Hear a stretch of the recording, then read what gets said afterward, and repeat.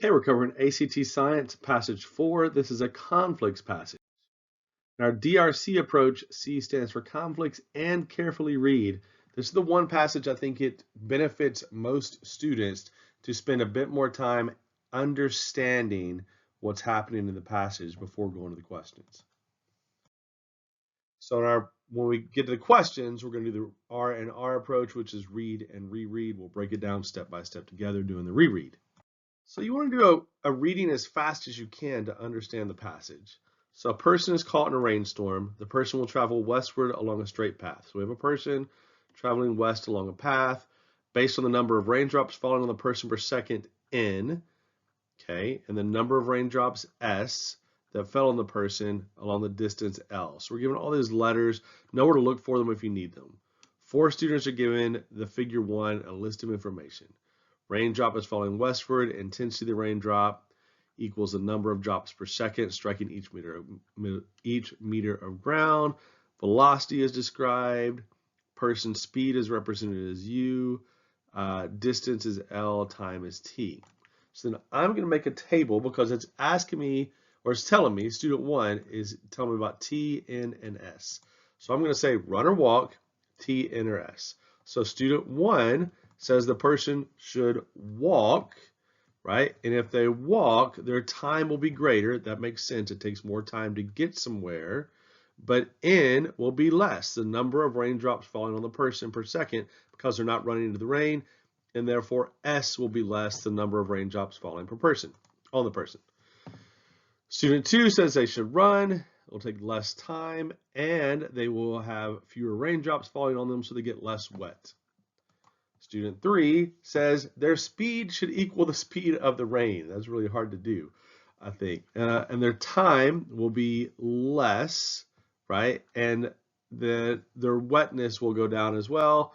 And student 4 basically says it doesn't matter. You're going to get wet no matter what.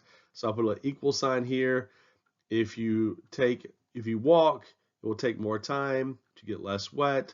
If you run, you take less time, but you get more wet, right? So it's proportional. So that helps me. Whatever helps you, you might just underline, you might draw pictures, whatever helps you to understand the process. Sometimes drawing pictures helps more, sometimes doing a table helps more. Which student proposes that U should be greater, student 1 or student 2? Remember, U is speed, and student 1 said the person should run, and student 2 said the person should walk, right? And so we can eliminate based on that already. Student 1 proposes the person should run. That's not true. Student 2 says the person should walk. That's not true, right? So we can eliminate B and C just based on what is said. And which one says it should be greater? Well, student 2 says the person should run, so that's faster, so D. 22, which of the following expressions involving the person's speed is consistent with student 3's conclusion? Well, student 3, remember speed is U, student 3 said that their velocity should equal the raindrop speed. I thought that one was funny. And that's H. And maybe that's the best strategy, I don't know.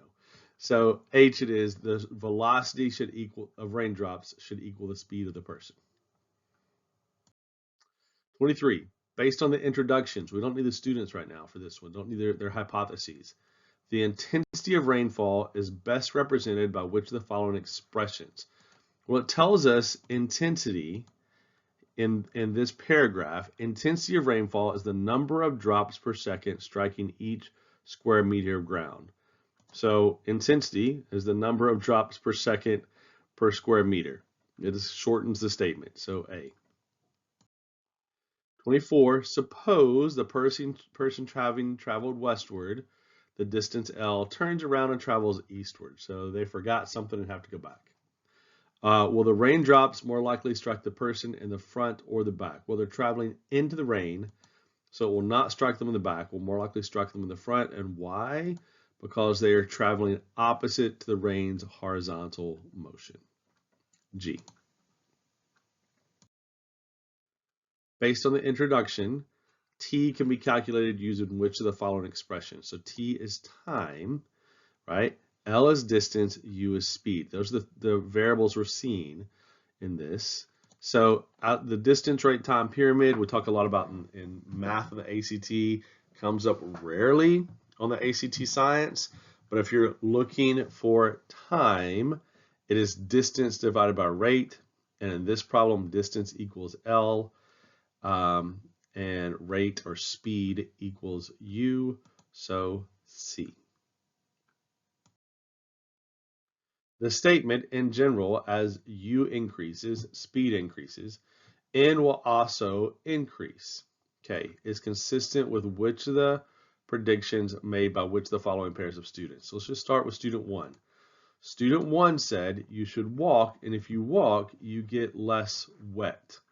So conversely, this one's a little tricky to think about. If you run, you get more wet. So student one would agree with that. As your speed increases, you get more wet. So F or G is correct, could be correct. H is definitely not correct. J could also be correct because it says is not consistent with any of these pairs, right? So maybe it doesn't work with the other two. So let's just double check. We're going to go to student 4. Okay, student 4 says that if you run, you get more wet. Student 2 says if you run, you get less wet. So that would not be consistent with student 2. So the answer has to be G. Student 4 would most likely agree about which of the following statements are made about N and T. It can be a little bit tricky. So this is proportional. If you walk, it takes more time, but you get less wet.